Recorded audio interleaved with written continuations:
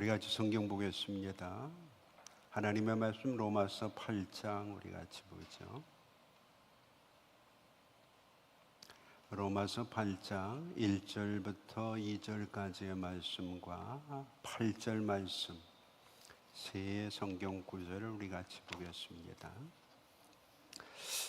계속해서 연결해서 우리 같이 한번 세 절을 읽죠. 그러므로 이제 그리스도 예수 안에 있는 자에게는 결코 정죄함이 없나니 이는 그리스도 예수 안에 있는 생명의 성령의 법이 죄와 사망의 법에서 너를 해방하였음이라.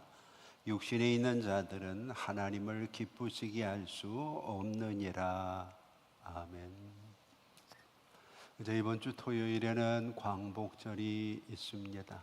광복절의 즈음에서 앞으로 몇 주 동안은 나라와 민족을 사랑하고 또 우리에게 주신 해방과 자유의 의미가 오늘 우리의 세대에 어떻게 변화되어지고 적용되어지고 있는지, 우리 그리스도인들은 나라를 어떻게 생각하고 어떻게 우리의 삶에서 기도하고 있는지를 한번 돌아보고 우리의 신앙을 더욱 공고하게 하는 아름다운 시간이 되기를 원합니다.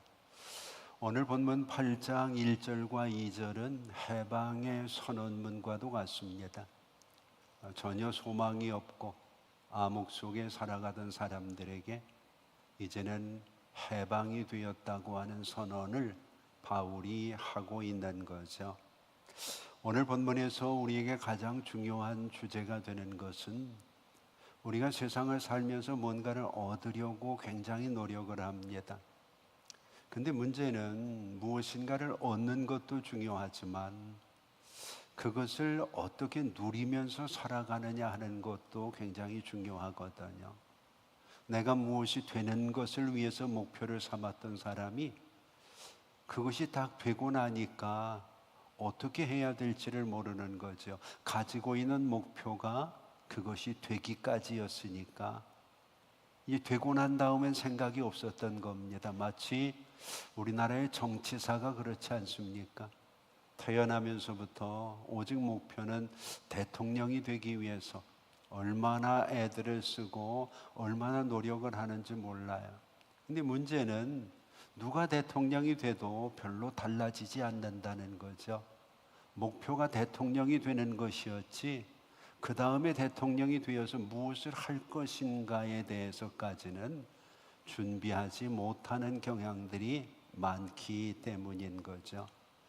우리가 구원을 받는 것도 그렇습니다. 성도들이 구원을 받는다. 예수를 믿어야 된다. 그래서 교회 나가야 된다. 그래서 우리는 구원의 확신을 가지고 있습니다. 근데 문제는 구원은 받았는데 구원받은 사람하고 구원받지 못한 사람하고 뭐가 다르냐는 거죠. 생각하는 것도 똑같고 행동하는 것도 똑같고 살아가는 방식도 다르지 않다고 하면 구원을 받는 것이 그들에게 주는 의미가 크지 않다는 거죠. 그래서 우리는 지난 시간에 우리에게 주일의 신앙과 월요일의 신앙이 다르면 안 된다고 하는 것에 대해서 신앙과 생활이 하나 되어지는 성도가 되도록 함께 기도했던 것들을 우리는 보게 됩니다. 오늘 분명히 1절과 2절은 해방되었다고 얘기를 하거든요. 그런데 8절 말씀은 해방되어진 그들이 하나님을 기쁘시게 하는 삶을 살지 못한다는 거예요. 이유는 그들이 해방되지 않았기 때문이 아니라 구원받지 못했기 때문이 아니라 그들이 다른 데 있기 때문이라는 거죠. 그들이 다른 데 있는데 어디 있다고 얘기를 하나요? 8절 말씀을 보면 육신에 있는 자들이라고 얘기를 합니다. 해방은 되었지만 여전히 육신에 있는 자들은 하나님을 기쁘시게 할 수 없다, 그렇게 얘기를 합니다. 우리가 하나님의 은혜로 구원받았는데 열심히 봉사도 하고 열심히 헌금도 하고 열심히 신앙생활을 하는데 하나님이 기뻐하실 수 없다고 하면 우리가 하는 일들이 헛것이 아니겠느냐는 거죠. 나름대로는 내가 이 정도 하나님 앞에 헌신하면 하나님도 기뻐하실 것이다, 그렇게 생각을 하는데, 그것은 네 생각이고, 하나님이 따지는 것은 네가 뭐를 했느냐가 중요한 것이 아니라 네가 어디 있느냐가 중요하다는 겁니다. 육신에 있는 사람은 무슨 일을 해도 하나님을 기쁘시게 할 수 없다고 바울은 결론을 맺고 있습니다. 문제는 한 걸음 더 나가 보면 7절 말씀을 한번 보세요. 왜 그들이 하나님을 기쁘시게 할 수 없는가? 생각이, 육신에 있는 자들은 육신의 생각을 하게 되는데, 육신의 생각은 하나님과 원수가 되기 때문이다, 그렇게 이야기를 합니다. 하나님과 원수가 되기 때문이다. 우리의 삶 속에서 우리의 삶의 우선순위를 하나님께 두고 하나님이 우리의 인생의 주인이 되고 우리의 삶을 이끌어 가시는 것이 구원받은 성도들의 삶인데, 여전히 내가 내 인생의 주인이 되고 여전히 내 삶의 주인이 내가 되어지면 오늘 우리의 삶은 하나님을 기쁘시게 할 수가 없다는 거죠. 9절 말씀을 한번 보시면 더 확실해집니다. 성령이 우리 안에 거하실 때 비로소 우리가 육신에서 벗어나게 된다고 9절은 분명하게 이야기를 하고 있습니다. 자, 그럼 이제 가장 중요한 것은 육신이라는 단어죠. 육신이라고 하는 단어가 원문에는 사르스라는 단어입니다. 이것은 우리가 생각하고 있는 우리의 살과 뼈, 이런 것을 이야기하는 것이 아니라 자기중심적으로 살아가는 타락하고 부패한 본성, 이기적인 욕망, 이런 것들을 육신이라고 성경은 이야기하고 있는 거죠. 그러니까 내 삶의 왕좌를 내가 차지하고 있느냐, 구원받은 이후에는 그리스도에게 내 삶의 우선권을 양도하고 있느냐, 지금 이 얘기를 물어보고 있는 거거든요. 우리가 성경을 조금 더 보면 성경은 우리에게 하나님을 기쁘시게 할 수 없느니라 완료형으로 쓰고 있습니다. 할 수 없다, 그런 얘기입니다. 여기 할 수 없다고 하는 이야기는 단순히 무능력하다 그런 얘기가 아니라 절대 안 된다는 얘기입니다. 육신에 속해 있는 사람은 하나님을 기쁘시게 하는 일이 절대로 안 된다는 거죠. 어쩌다가 되어지는 것이 아니라 절대로 안 되어지는 것이라고 얘기를 합니다.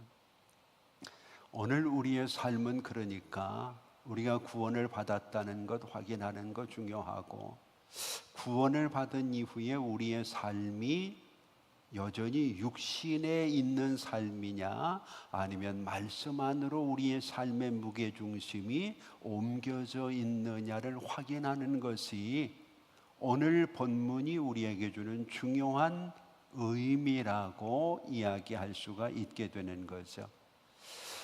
우리가 살아가는 삶에서의 식물을 보면 근본적으로 이 식물을 성장하게 하는 것은 뿌리잖아요. 뿌리를 깊이 뻗은 나무는 가물어도 마르지 않는다고 성경이 얘기하고 있죠. 근데 이 뿌리가 썩어버리면, 뿌리가 상해버리면 위에 있는 것은 아무리 아름다워도 오래가지 못한다는 거죠. 신앙도 마찬가지입니다. 신앙의 뿌리를 육신에 두느냐 아니면 말씀에 두느냐, 지금 이 얘기거든요. 구원을 받았다고 하는 얘기는 이제 더 이상 내가 예전에 가지고 있던 육신의 삶이 아니라 이제는 말씀 안에서의 삶을 살아야 된다는 거죠. 이것을 우리에게 대표적으로 잘 가르쳐 주는 것이 출애굽기입니다. 출애굽기를 보면 구원이 먼저냐 행위가 먼저냐 이런 문제에 종지부를 찍게 하시거든요. 예를 들면 이스라엘 백성들이, 유대인들이 애굽에 살 때 거룩하게 잘 살았기 때문에 그들이 하나님께서 모세를 보내가지고 홍해를 건너게 하고 가나안에 들어가게 하셨느냐? 그렇지 않다는 얘기죠. 하나님께서는 약속에 따라서 아브라함에게 창세기에서 하신 그 약속대로 그들을 하나님께서 애굽 땅에서 인도해서 가나안 땅으로 이끌어 나가시기를 원하시는데, 하나님이 그들을 인도하실 때에 그들에게는 법도 없었고 원칙도 없었고 구원받을 만한 아무런 조건도 없었습니다. 그런데 하나님께서 모세를 보내서 10가지 재앙으로 바로를 무너뜨리고 홍해라고 하는 바다를 건너게 하시지. 이게 구원이거든요. 그래서 고린도서를 보면 이들이 구원받은 이 홍해를 건너는 장면을 그들이 바다에서 다 세례를 받았다, 우리가 지금 이 시대에 세례를 받는 것과 연결을 시켜놓고 있거든요. 이제 하나님께서 그들을 구원해 주실 때 조건은 없었습니다. 하나님의 약속 때문이죠. 우리가 구원을 받는 것도 우리가 잘 믿어서 어떻게 잘해서가 아니라 하나님의 약속 때문에, 그리스도를 통해서 우리를 구원하시겠다는 그 약속 때문이죠. 그리고 그들이 홍해를 건넌 이후에 시내산에 이르러서 이때 비로소 하나님의 계명을 받게 됩니다. 구원이 먼저고 그 다음에 구원받은 백성들이 어떻게 하나님의 백성대로 살아갈 수 있을까를 우리에게 보여주신 것이 출애굽기 20장에서부터의 시내산의 율법이라는 거거든요. 우리도 마찬가지죠. 구원받은 이후에 우리가 딱 부딪히는 것이 하나님의 말씀들이잖아요. 내가 어떻게 살아야 구원받은 자답게 살 수 있는가? 그래서 내 생각을 바꾸고 습관을 바꾸고 인생을 바꿀 때 하나님의 말씀이 우리의 삶에서 큰 작용을 하게 되죠. 홍해를 건너는 것이 먼저고 그 다음에 하나님이 율법을 주신 것처럼 하나님의 은혜로 구원을 받는 것이 먼저고, 그리고 구원받은 자답게 살아가야 되는 것이 우리의 의무인데, 이 의무를 잘 감당하는 사람에게 하나님께서 이게 어려우니까 상을 준비해 놓으신 거죠. 이것이 성도들이 헌신하고 충성하면 하나님의 나라에서 받을 상급이라고 하는 거죠. 오늘 우리가 해방을 얻은 것도 비슷할 겁니다. 우리의 힘으로 이 나라가 독립이 되고 해방이 될 수 있었다, 그렇게 얘기할 수는 없잖아요. 많은 사람이 희생하고 목숨을 내놓았지만 우리 힘으로는 어찌할 수 없는 상황이었죠. 그런데 우리의 주변에 하나님의 은혜로 많은 연합되어진 나라들이 힘을 모아서 오늘 우리가 8월 15일 광복절의 은혜를 누리게 된 것 아닌가요? 그렇다면 이제는 오늘 우리의 삶 속에서도 다시는 그런 어려움이 없도록 하나님이 우리에게 주신 해방과 자유의 기쁨과 은혜들을 좀 누리는 그런 삶을 살아가야 되지 않겠느냐는 거죠. 자, 이 광복이라고 하는 말을 여러분들이 좀 기억을 해보세요. 광복이라고 하는 말, 빛광자에 회복되어질 복자를 쓰고 있거든요. 그냥 빛이 회복되어진다. 빛이 다시 회복되어진 것이 광복절이라고 하는 거죠. 오늘 성경은 똑같은 얘기를 합니다. 예수님이 이 땅에 오셨을 때 인생은 흑암 속에, 어두움 속에 살고 있었는데 빛이신 주님이 오심으로 인해서 어두움이 물러가고 우리가 빛의 자녀가 되었다, 그렇게 성경은 이야기를 하잖아요. 어떤 면에서 우리가 구원을 받은 것은 영적인 광복이다, 그렇게 이야기할 수 있죠. 광복을 위해서는 세 가지가 꼭 필요합니다. 8.15 해방을 위해서 우리에게 빼앗겼던 것 세 가지가 있거든요. 그 첫 번째가 주권이라는 것을 빼앗겼죠. 더 이상 내 마음대로 내가 권리를 행사할 수 있는 힘이 해방 이전에는 우리에게 없었다는 거죠. 그런데 해방을 통해서 주권이 회복되어졌어요. 신앙도 마찬가지입니다.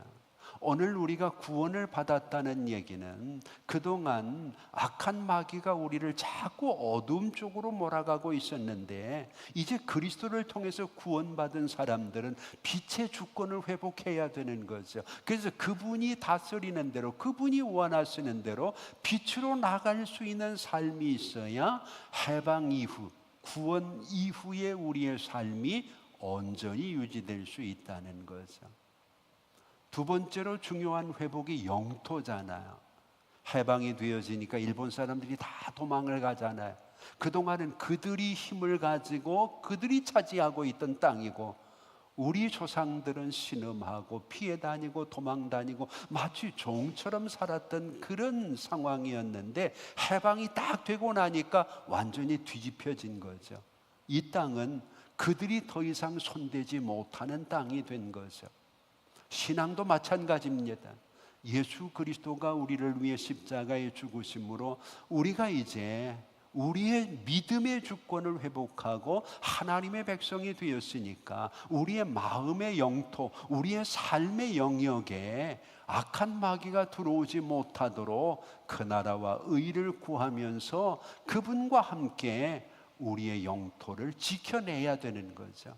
근데 이상하게 교회 안에서 내가 가지고 있는 영토에서는 이 주권이 지켜지는데, 내 일터에서는 전혀 다른 사람과 똑같이 오늘 우리가 세상을 따라가는 삶을 살아가게 된다면, 구원은 받았지만 구원 이후의 삶은 여전히 달라지지 않았다고 얘기를 할 수 있는 거죠.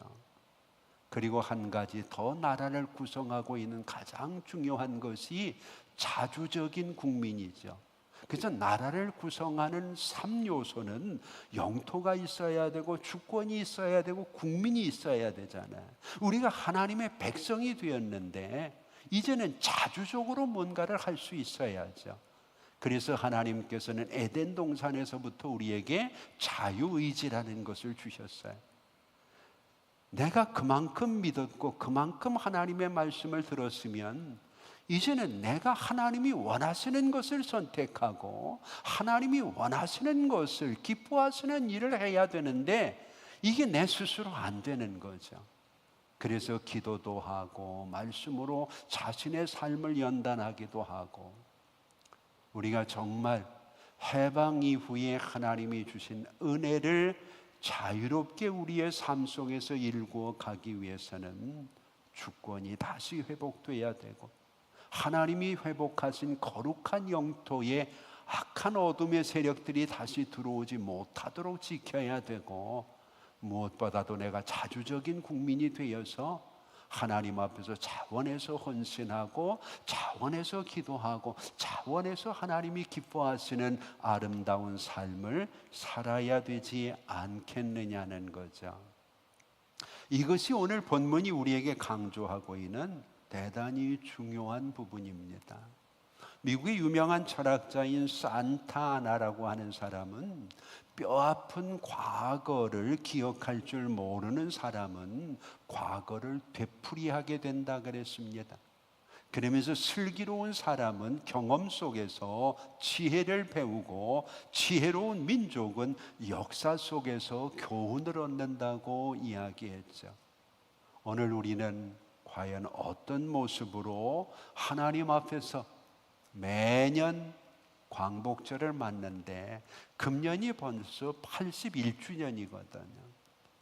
81년이 지났지만 우리의 사고방식은 여전히 식민지 이전 시대와 다르지 않다고 하면, 해방은 우리가 자유롭게 소유하게 되었는데 해방 이후의 삶은 전혀 변화되지 않은, 그러면 무엇 때문에 해방이 되었는가 하는 의문 속에 처하게 되는 아주 이상하고 우리가 납득하기 힘든 그런 상황들을 경험하게 될 수 있다는 것을 끝부분에서 어떤 사람의 책을 통해서 다시 소개를 하도록 하죠.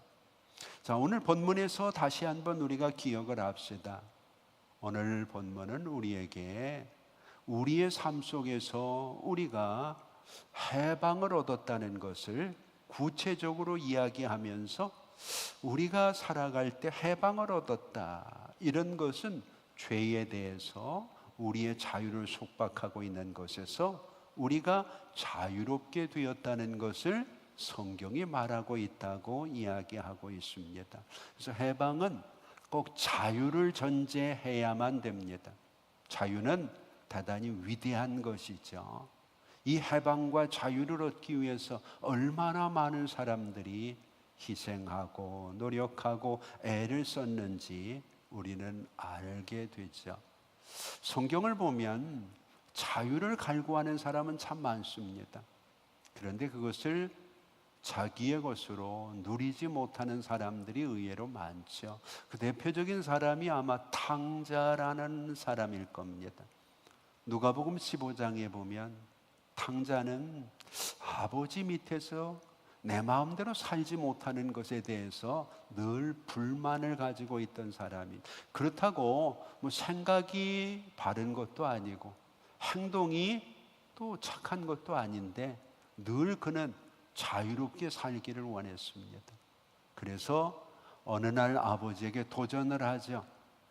아버지, 기왕 아버지는 죽을 거고 아버지 죽으면 아버지 재산은 아버지 아들이 둘밖에 없는데 큰형 아니면 내가 받지 않겠습니까? 그거 그냥 좀 살았을 때 아버지가 좀 나눠주면 좋지 않겠어요? 그랬더니 또 아버지가 그 얘기를 듣고는 그래, 그러고는 재산을 나눠주는 거예요. 그랬더니 그날 밤에 하루도 지나지 못하고 이 녀석이 그 재산을 다 챙겨가지고 도망을 친 거죠. 자유롭게 살아보기 위해서.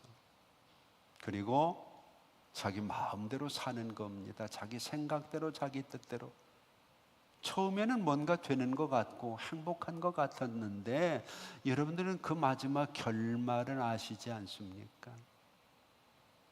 어느 순간 가지고 있는 것들이 다 바닥나게 되었고 엎친 데 덮친 격으로 주변이 흉년과 기근으로 어려움을 당하게 되니까 그동안 내 주변에 있던 나와 친했던 사람들이 다 내 곁을 떠나가 버리고 마는 것.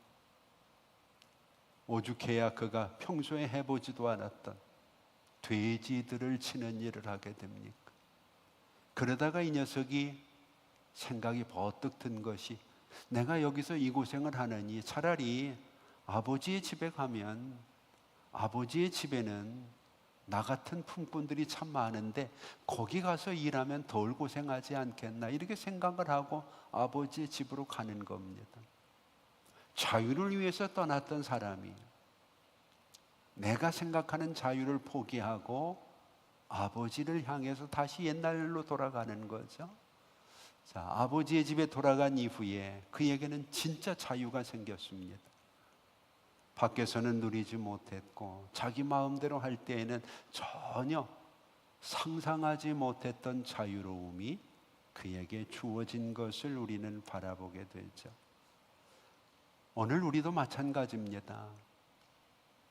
오늘 하나님이 그 말씀을 하시는 이유는 우리가 다 탕자 같기 때문에 그렇죠.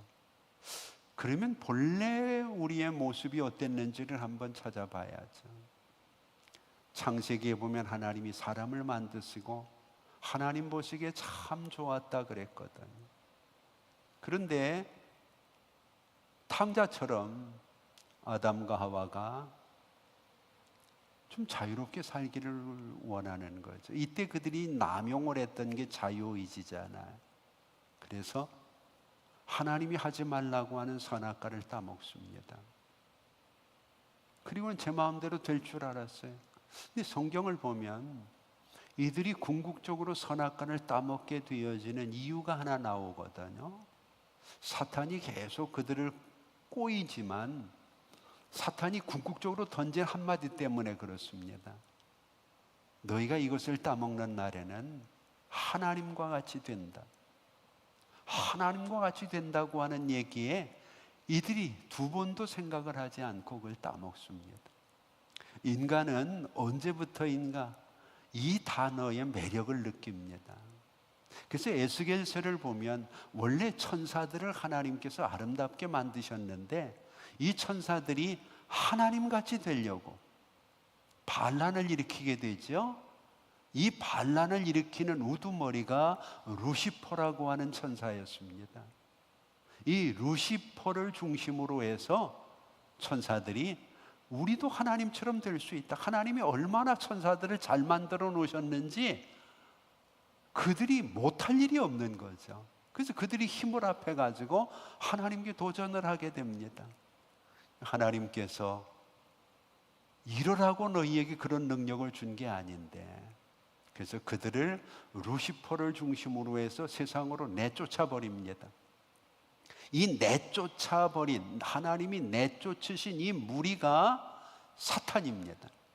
그래서 이후에 우리가 사탄, 마귀 이렇게 이야기하는 것은 바로 이 쫓겨난 천사들입니다. 이 쫓겨난 천사들의 우두머리가 루시퍼라고 하는 대장이죠. 그래서 사탄의 우두머리를 이야기할 땐 루시퍼라는 대장이고, 그 다음에 마귀라고 이야기를 하는 것은 그때 루시퍼를 중심으로 해가지고 하나님께 도전을 했던 그 무리들을 함께 총칭해서 마귀, 졸개들이라고 얘기하는 거죠.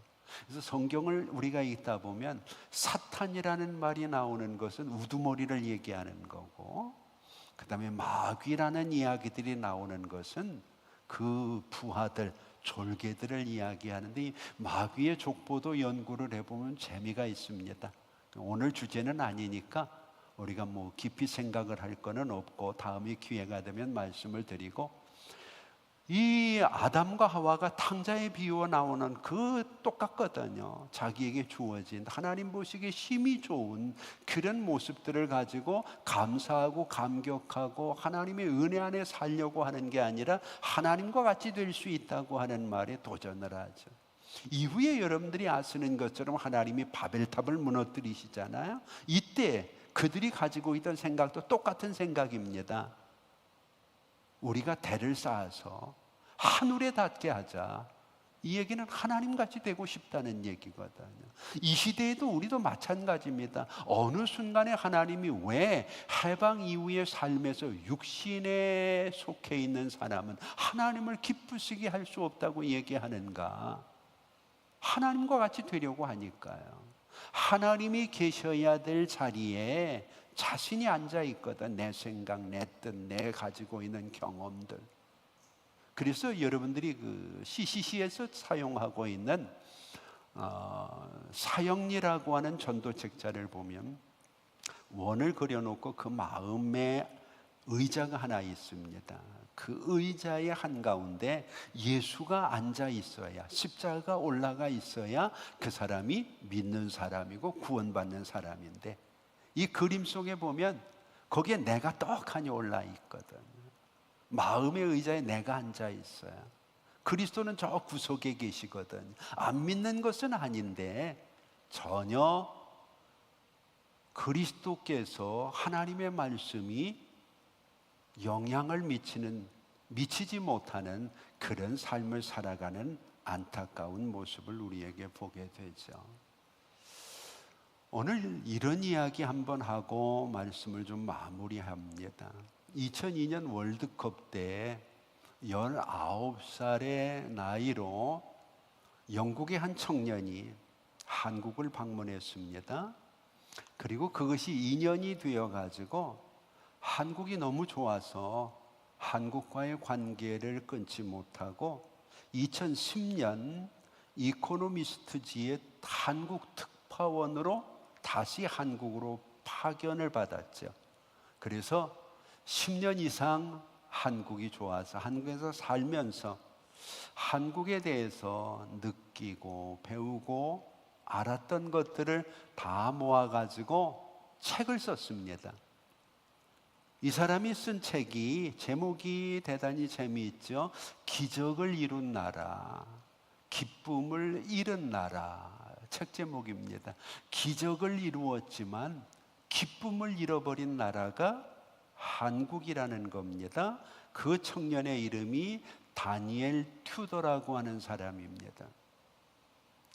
젊은이의 시각으로 한국을 바라보니까 한국은 기적을 이루었다는 것, 전쟁으로 인해서 폐허가 되어진 이 땅에 경제 기적을 이루었고, 전혀 민주화가 뿌리내리지 못하는 이 땅에 민주화의 기적을 이룬 나라, 세계 어디에서도 유례를 찾아볼 수 없는 대한민국이라고 그는 소개를 합니다.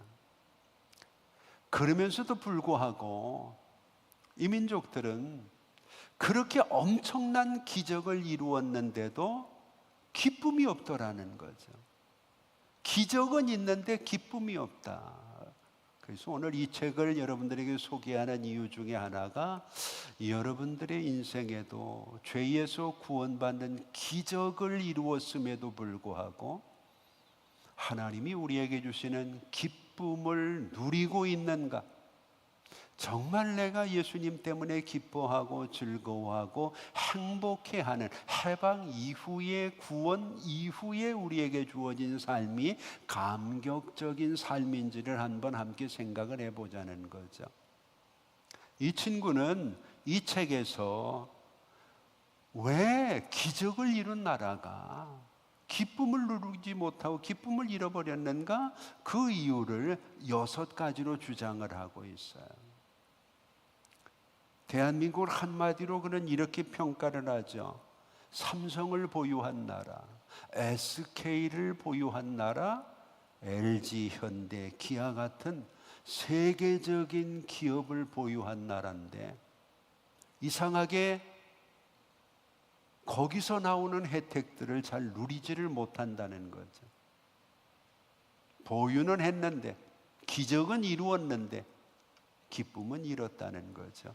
그러면서 6가지 이유를 이 사람 나름대로 제시를 하는데 그것이 어쩌면 우리의 신앙과도 또 혹은 우리의 실생활과도 연결이 되지 않을까. 외국인의 시각으로 객관적인 입장에서 살펴보고 이야기하는 내용이니까 한번 여러분도 귀담아 들어보시면 좋을 것 같아요.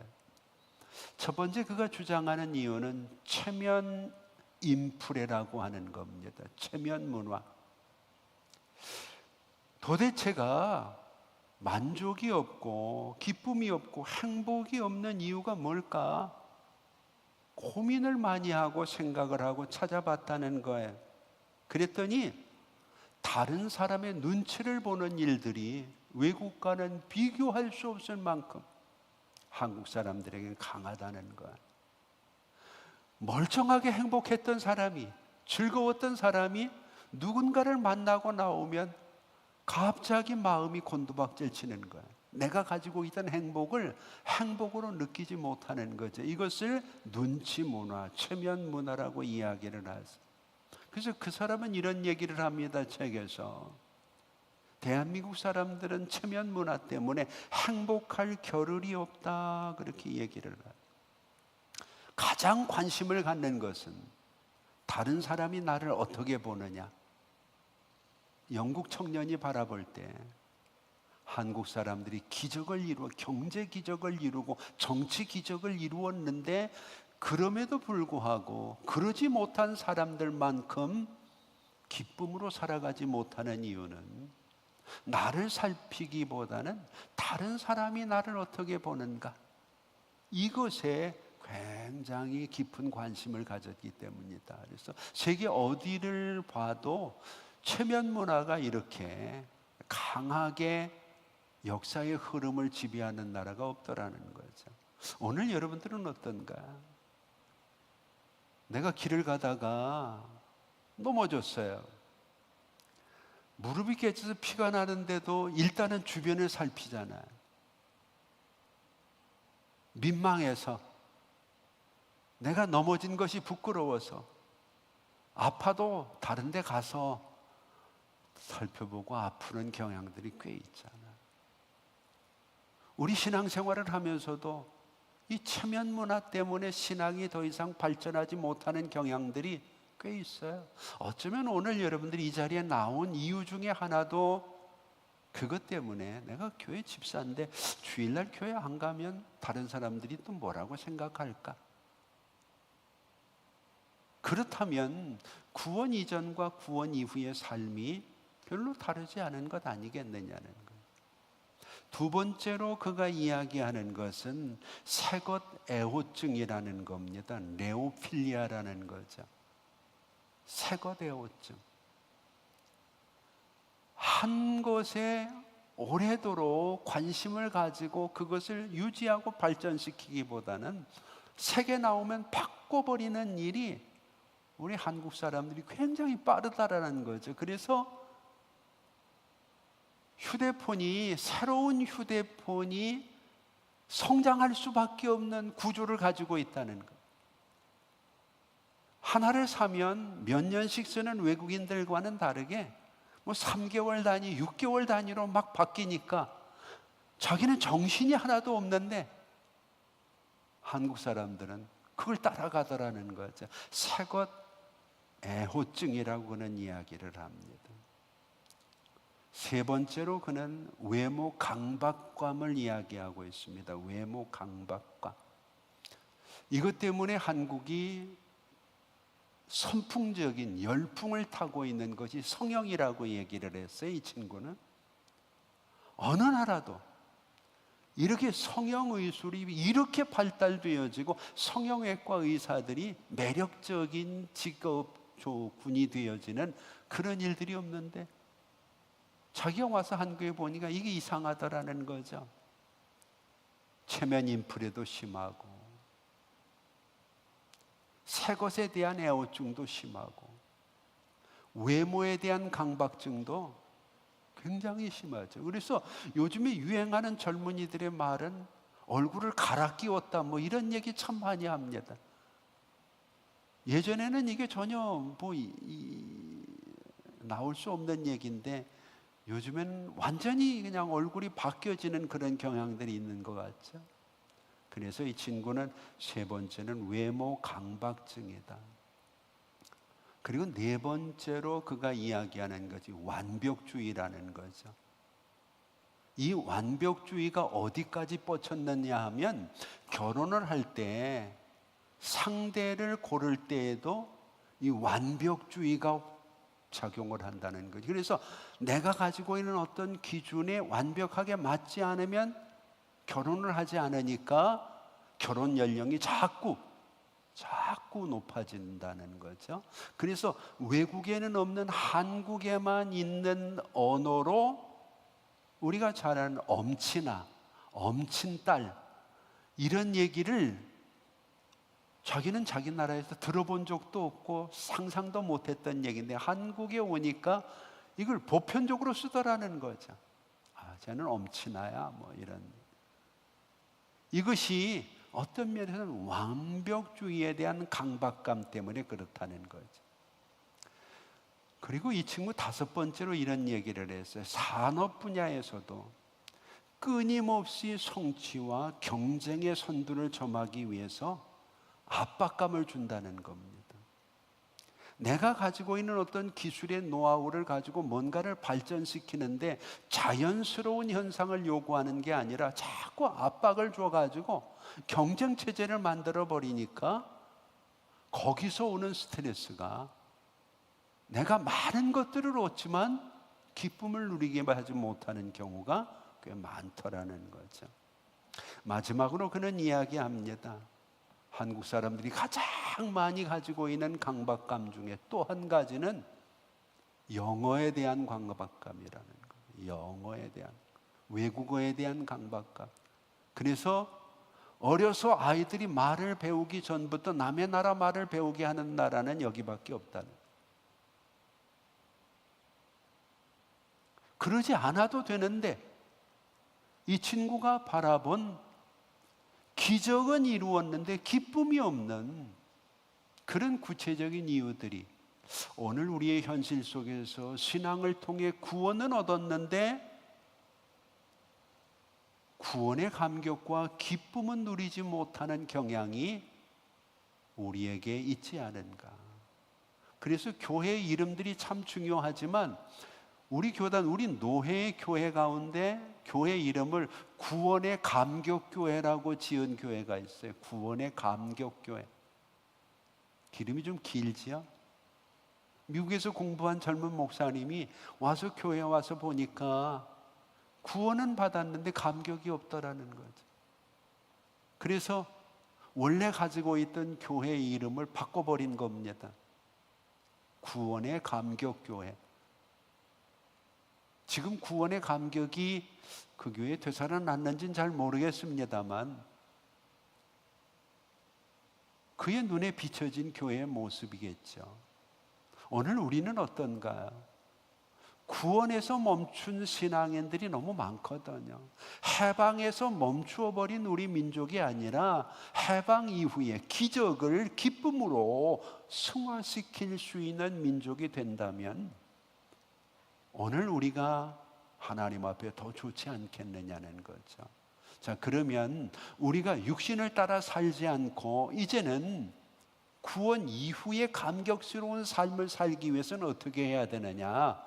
앞으로 우리가 몇 주 동안 이야기를 하겠지만 오늘은 4가지만 말씀을 드릴게요. 그 첫 번째가 성령을 따라서 행하는 겁니다. 안 되면 흉내라도 내보는 겁니다. 자꾸 나를 따라오라고 얘기하지 말고 성경을 읽고 성령을 따라서 뭔가, 안 되면 성령 받은 사람이 행하는 모습이라도 자꾸 흉내를 내는 겁니다. 그것이 어디 나와 있느냐 하면 갈라디아서 5장 16절에 나와 있거든요. 내가 이르노니 너희는 성령을 따라 행하라. 그리하면 육체의 욕심을 이루지 아니하리라. 내 육신의 욕심이 자꾸 의지로 드러나게 되는 게 육신에 거하는 거거든요.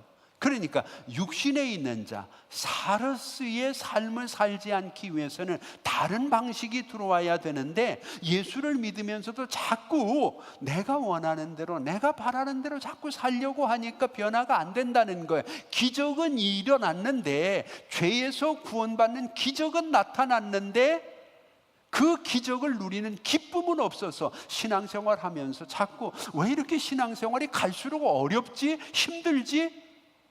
이렇게 이야기를 하다 세상으로 가는 경우가 많다는 거죠.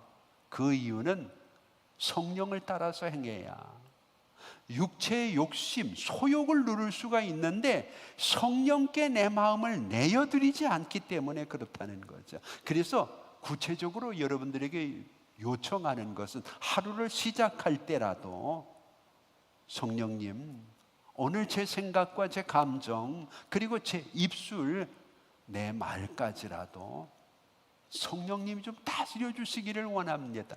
내가 오늘 이런 사람을 만나고 이런 일을 해야 되는데 이렇게 해 주십시오, 이게 아니라 하나님, 내 마음을 성령이 좀 다스려 주시고 내 입술을 성령이 좀 다스려 주시고, 그리고 내가 그 사람을 만나서 일할 때에도 성령님이라면 어떻게 얘기를, 한 번쯤 한 템포 더 생각할 수 있는 믿음이 우리를 육신에 살지 않고 말씀 안에 살 수 있는 사람으로, 그래서 하나님을 기쁘시게 하는 사람이 될 수 있다고 성경은 얘기를 하고 있는 거죠. 두 번째 중요한 방법이 있다면 변화를 받아야 된다는 것. 달라지지 않으면 육신에서 벗어날 수가 없어요. 로마서 12장 2절을 보면 너희는 이 세대를 본받지 말고 오직 마음을 새롭게 함으로 변화를 받아야 하나님의 선하시고 기뻐하시고 온전하신 뜻이 무엇인지 분별할 수 있다는 거죠. 엄청난 홍수의 바닷속에 우리가 노출되어 있잖아요. 많은 정보들이 있는데 이걸 분별하지 못하면 이 정보 속에 묻혀버리게 되는 거죠. 이러다 보니까 오늘날 문제되는 것 중에 하나가 가짜 뉴스, 가짜 소식들이잖아요. 전혀 있지도 않은 이야기들을 마치 사실인 것처럼 여론화시키고 그걸 통해 자기의 유익을 취하고, 이런 것 때문에 우리의 사회가 얼마나 힘든가. 신앙생활도 마찬가지입니다. 처음에 얘기를 했던 마귀들이 본래는 천사였잖아요. 그들이 하나님같이 되려고 하다 쫓겨났잖아요. 그들이 계속 우리를 충동질하는 게 너도 하나님같이 될 수 있다는, 자기들은 실패해놓고 왜 우리 보고는 자꾸 하나님 앞에 자유의지를 남용하라고 얘기하나요? 이걸 분별할 줄 알아야 되는 거예요. 이걸 분별할 줄 아는 것이 바로 변화를 받는 거죠. 저제는 성령을 따라서 흉내라도 내자. 우리에게 어떤 일이 생겨지고 정보가 들어올 때 분별할 줄 아는 능력을 좀 키우자는 게 두 번째. 세 번째로 중요한 것은 이제는 방어만 할 게 아니라 공격을 해야 돼. 근데 내 힘으로는 어렵거든요. 그래서 우리의 지체를 의의 무기로 하나님께 드리자고 성경은 얘기를 합니다. 우리가 성경을 보면 로마서 6장 13절 말씀이거든요. 너희 지체를 불의의 무기로 죄에게 내주지 말고 오직 너희 자신을 죽은 자 가운데 다시 살리신 자 같이 하나님께 드리며 너희 지체를 의의 무기로 하나님께 드려라. 사실 무기는 누가 쓰느냐가 그 무기의 성능을 보장하는 거잖아요. 아무리 칼이 날카롭게 잘 들어도 전혀 칼을 쓸 줄 모르는 사람의 손에 칼이 들려지면 이건 흉기가 돼버리지 잘 쓸 수가 없어요. 우리가 우리의 지체를, 우리의 삶의 영역을 하나님의 의의 무기로 드리면 하나님이 그걸 얼마나 잘 쓰시겠어요? 얼마나 훌륭하게. 그러면 거기서 얻는 기쁨이 엄청나다는 거죠.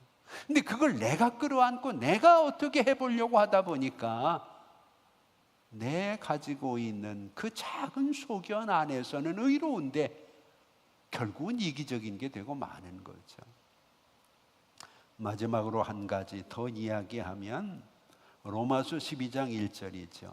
믿음의 순종을 통해서 삶의 예배를 드리는 습관을 가지라는 겁니다. 결론은 결국 거리 돌아오지만 분명히 믿음은 있는데 믿음이 삶이 안 되는 거예요. 하나님이 원하시는 것은 우리가 드리는 이 주일 예배가 이제는 우리의 가정으로 옮겨지기를 원하고 우리의 일터로 옮겨지기를 원하고 일주일 동안 나의 삶의 영역에 오늘 우리가 가지고 있는 이 믿음의 자세와 마음들이 그대로 옮겨지기를 원하시는 것. 이 옮겨지는 시간이 길어지고 옮겨지는 장소가 넓어지게 될 때 우리는 믿음의 삶을 살게 되는 거예요.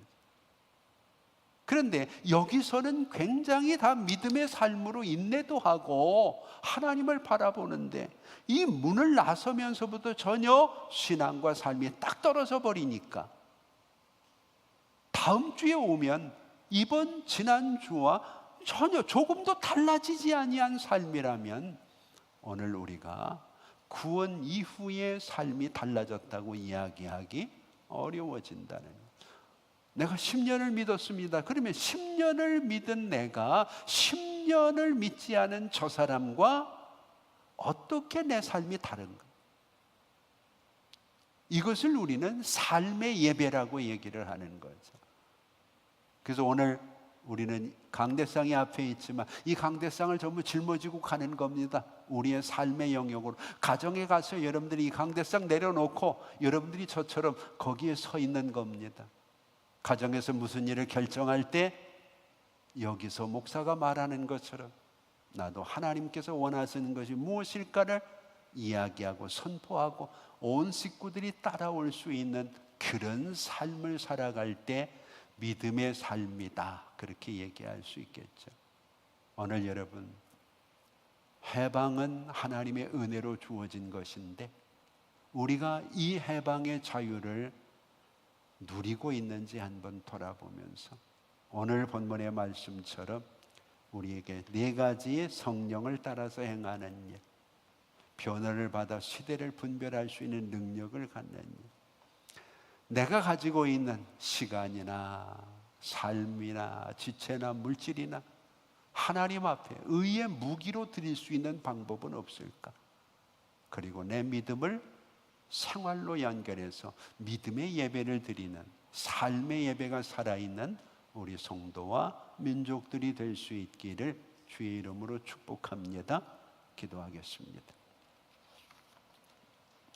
이제는 우리 주 예수 그리스도의 은혜와 우리 아버지 하나님 극진하신 사랑하심과 성령님의 감화, 감동, 위로, 교통하심이 오늘 이 시간 해방을 통해서 자유와 기쁨을 누려야 되는데 자유롭기는 하는데 우리의 삶 속에 자꾸 기쁨을 잃어가는 그런 믿음이 있다면 한 번쯤 말씀에 귀 기울여서 우리의 믿음이 삶의 예배로 연결될 수 있도록 늘 하나님 앞에 성령을 따라 행하며 이 세상을 본받지 아니하고 우리의 지체를 의의 무기로 하나님 앞에 내어드릴 수 있는 성도로서의 삶을 회복하기를 원하는 사랑하는 성도들과 해방 이후의 그 감격과 기쁨들을 유지하며 누릴 수 있는 민족이 되기를 원하는 이 나라 위에 이제부터 영원토록 함께 있을지어다.